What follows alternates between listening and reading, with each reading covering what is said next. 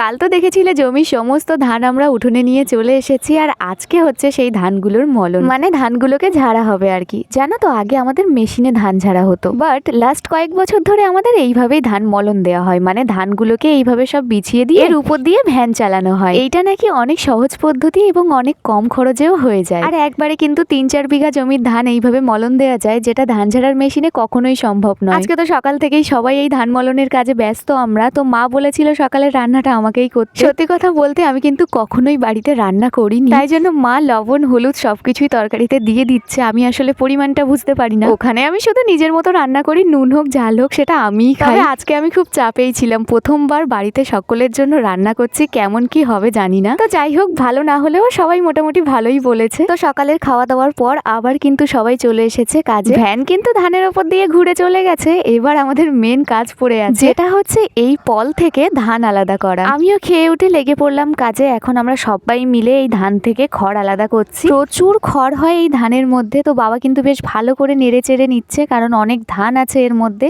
তো নাড়াগুলোকে সব এক সাইড করে দিচ্ছে, আর আমি এরকম বয়ে বয়ে নিয়ে ওই দূরে ঝাঁপ করে দিয়ে আসছি। এই খড়গুলো কিন্তু পরে আবার সব গাদা করে রেখে দেওয়া হবে, সারা বছর ধরে গরুতে কিন্তু এই খড়ই খাবে। দেখো, সেই সকাল থেকেই কিন্তু আমরা এই কাজে লেগে পড়েছি। এখন সূর্যি মামাও বাড়ি যেতে চলেছে, তবুও আমাদের কাজ এখনো শেষ হয়নি। তবে বেলা শেষে সব খড় সরিয়ে কিন্তু ধানের মুখ আমরা দেখতে পেয়েছি। এই যে আর সামান্য কিছু খড় আছে, যেগুলোকে বাবা এখন ঝেড়ে ঝেড়ে সাইড করছে। এবার ধানগুলোকে সব এক জায়গায় করে নেওয়া হচ্ছে। ধানগুলোকে এক জায়গায় করে আমরা এখন পলিথিন চাপা দিয়ে দিচ্ছি, এগুলোকে কালকে আবার ওড়ানো হবে। তো চলো, আসছি পরের ভিডিওতে। সবাই ভালো থেকো, সুস্থ থেকো, টাটা।